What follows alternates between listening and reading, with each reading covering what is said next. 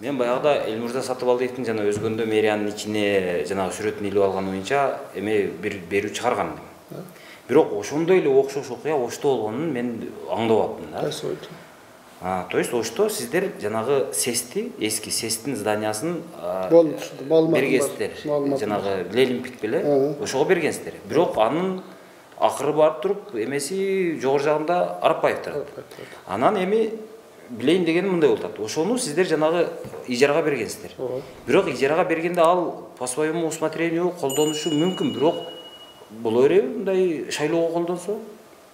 Эми аны в принципе шайлоого желательно колдонбош керек да. Ал эми аренда алды, аренда төлөп атат. Бул боюнча СМБдан да бизге кат келди, текшерип жүрдү, бардык документтерди көтөрдү.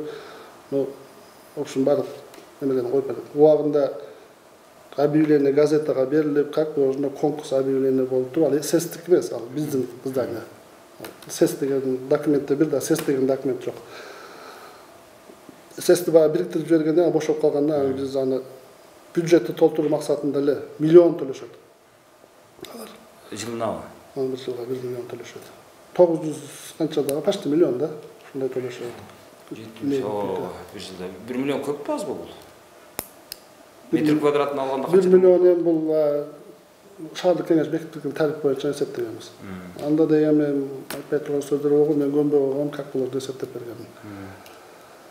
Ошо анан ал боюнча ошо СМБда катуу текшерип жүрдү. В принципе бизде андай эле неме болбоптур. Көзөмөлдөп деле койсок болмок. Эми биз берип алып туруп шаарда толтура менчик бар да, эми ар биринин аркасынан кайтарып туруш деле кыйын. Практическийчи. Карап койсок болмок. Бейда тарабынанчы. Бирок аны түз берип, давай штаб кыл деп андай болбор эмес. Бирок эми баягы партиянын ал штаб катары колдонуп турду, аны жетекчилер бардыгыңыздар билесиздер. Ал биринчи жолу болгон жок. Бул көрсө ал чейин ата журттукунда дагы болгон экен. Билимдикте. Билимдикте ооба. Ошого окшогон нерселер болгон, бардык ат менен болуп атпайбы кийин. Эми бир эле бул эмес, көп болгон андай нерселер убагында. Азыр эми аны өзү негизи ошол эмеге Арапбаевга эмненин негизинде берилип атат?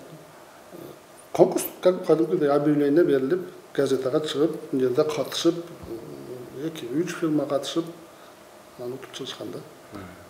Өзү сиз Арапбаев менен туугандыгыңыз барбы өзү негизи? Арапбаев менен тууганбыз. Биз жакын тууганбыз. Кандай туугансыздар? Жакын тууганбыз. Бир тууган, жийин, тага, бөлө, агайынын балдарыбыз да. Бир туугандар. Эми ал бул жерде анын тиешеси жок, боюнчанчы. Тиешеси бар экен, биз билебиз да бардыгыбыз. Жок, ал бул жумуш боюнчанчы, ал боюнча.